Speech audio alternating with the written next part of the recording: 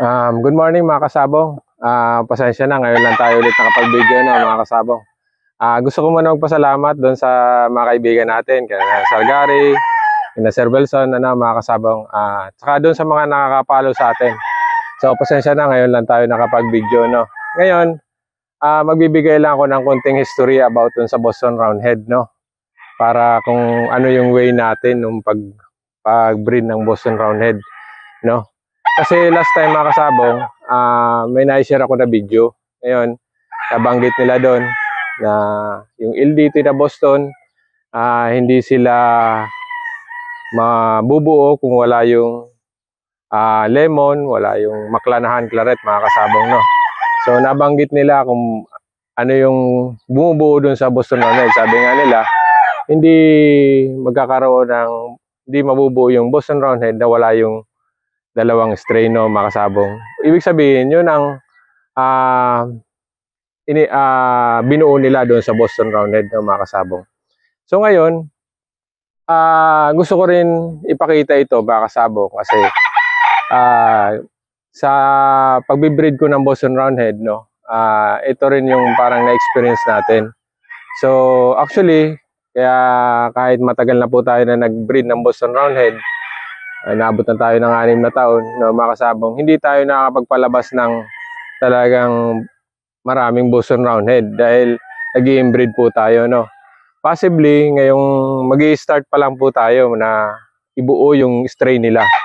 Gamit yung mga inbreed na strain na galing sa isang broodcock mga kasabong. So, ibigay ko lang ang konting history ng Boston Roundhead na encounter natin. So, yung nakikita nyo mga kasabong na pinakita ko na original side, yung nabanggit ko na impressive timing, yung karakteristik niya na medyo asshole type yung mukha niya, mga kasabong. Yung po inbreed na ng ilang beses na inbreed natin. Ngayon, nung naibitaw ko siya, nakita ko yung galaw ng isang Boston Roundhead, yung sinasabi nila na the ring general, yung galaw nila, yung nagsaside sila, yung timing nila napaka-accurate, pag pumalo sila, wala sa itsura nila pero ang ganda ng galaw nila sa ruweda, mga kasabong.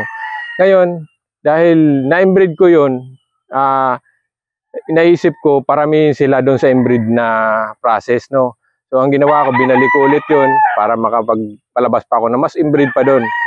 Yun nga lang mga kasabong, wala na pong lumabas na good. Ang lumabas po ay either kuba, pilay, may diferensya na. Talagang wala na. So, ibig sabihin, last na siya na generation. Kasi pag binalik pa natin siya, wala na. Mga kasabong. Pero, may isang lumabas sa kanyang strain na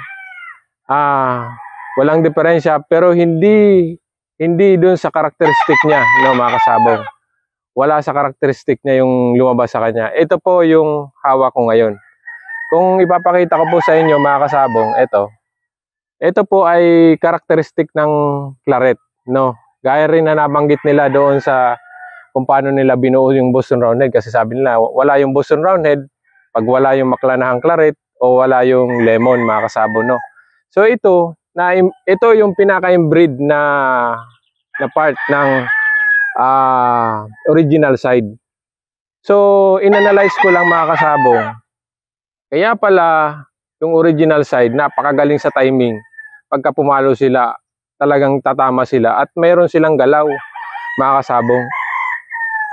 Ngayon, naintindihan ko na kung saan nila nakukuha yung timing, napaka-accurate na timing, ay dito po sa claret na nakapasok sa kanila. So, ibig sabihin, yung original side, ang naka-impuse sa kanila itong claret side, mga kasabong. Kaya pala nakita ko yung galaw niya Boston Roundhead pero yung the way siya pumalo na timing, kaya nga tinatawag ko siya na siya nagpalabas ng impressive timing. Siya yung may impressive timing na napakaganda. Pero based doon, ito po ang nakapasok sa kanya mga kasabong. Ibig sabihin yung Boston Roundhead na yon, may karakteristik na claret na pasok. At ipapaliwanag ko po sa inyo na yung straight comb side naman, ang light side na tinatawag nila, ay nakapasok po siguro doon yung lemon side. Ngayon, sa susunod siguro, kasi medyo mahaba ng video natin, ipapaliwanag ko rin yung straight comb side, no? Para makita natin kung bakit siya naglabas ng green legs.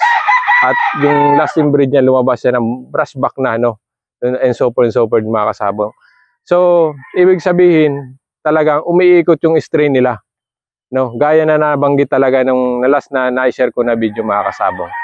So, sa susunod yung straight comb naman.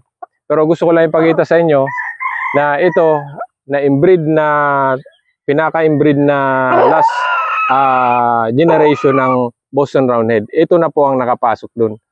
Claret side na po ang nakapasok dun, no? So, meron kasi akong dark side, no, mga kasabong.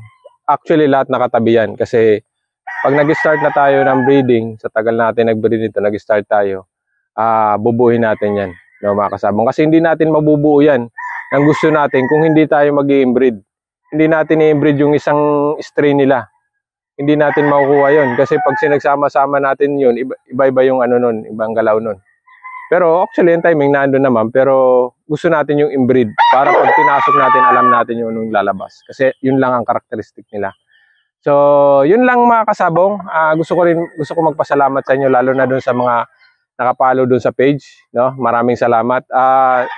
Siguro dalasan na lang natin ang pag-video. Pasensya na at ngayon lang tayo nakapag-video mga kasabong. So, maraming salamat. God bless po sa atin lahat.